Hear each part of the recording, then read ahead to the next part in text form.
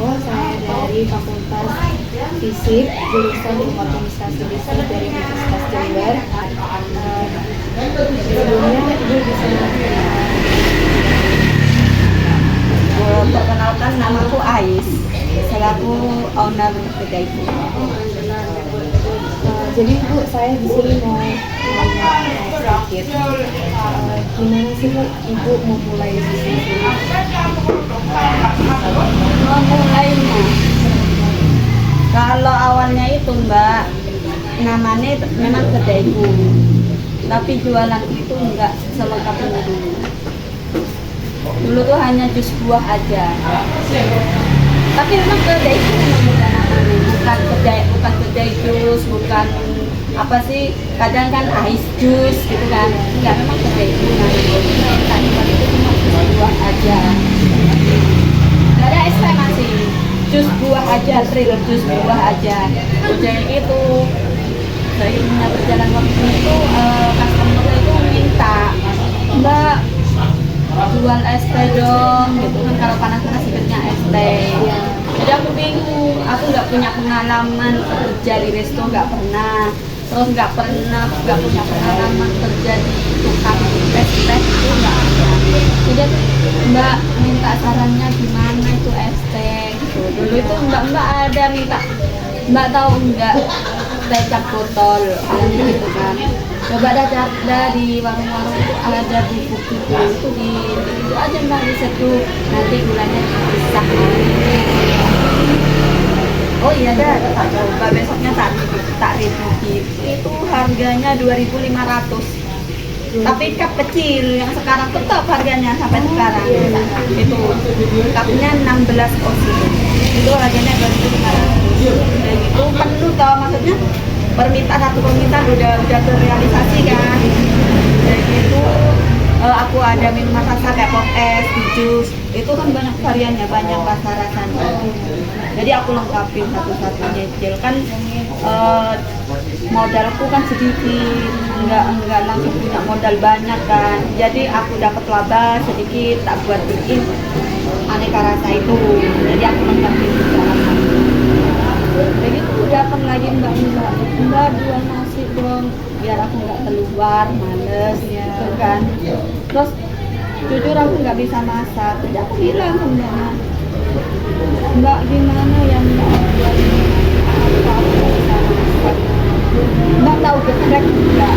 Itu waktu 2018 akhir mau ke 19 ini, pokok 2018 akhir masih. Mbak tahu geprek enggak? Waktu itu viral banget. Masih baru-barunya geprek bensu. Tahu nggak? Geprek bensu ada tuh di sini, sampai ada outletnya besar di Darimata. Aku tahu itu geprek, tapi aku nggak pernah makan, nggak pernah beli. Aku belum pernah jajan di luar, belum pernah makan di luar, itu belum. Dulu aku masih akhirnya mbak bilang, mbak tahu chicken enggak, tahu crispy enggak? Iya tahu. Itu kan dikucek pakai cabai udah gitu. Akhirnya aku cobain, aku searching, ternyata ada bawangnya, ada macam sambelnya gitu kan. Cuma PR tuh waktu itu tuh, PR-nya itu buat crispy-nya, buat ayamnya. Mana kan tidak semua orang bisa begitu. Jadi aku belajar aja, akhirnya bisa. Udah jadi jual geprek aja dulu.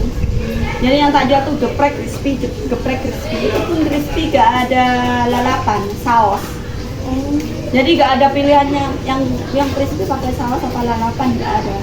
Udah yang crispy ya udah nasi crispy saus itu aja. Sama gepreknya pedes apa enggak itu kok, pilihannya tuh sedikit, jadi prosesnya enggak lama, nunggunya enggak begitu lama. Itu udah lengkap nasinya, ada lagi permintaan, namanya juga itu ya, anak-anak minta lagi bagian pokoknya kalau aku bisa ya.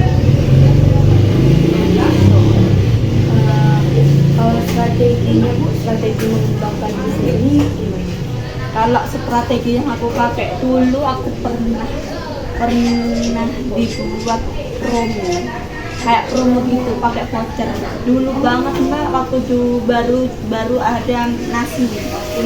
Tapi gitu loh, kan mbak minta, mbak readyin ini dong gitu kan, tak readykan, udah gitu jalan kan, tapi kan belum tidak instan, tidak semua orang bisa tahu.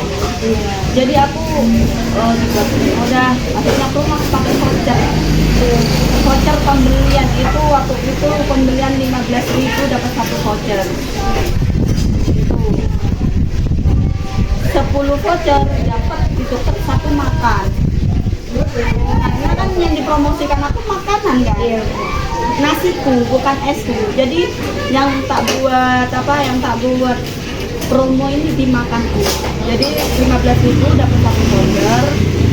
Itu 10 voucher nanti ditukar ke aku, gratisnya satu makan. Itu pun geprek, menunya satu tok, gak ada pilihannya apa, geprek.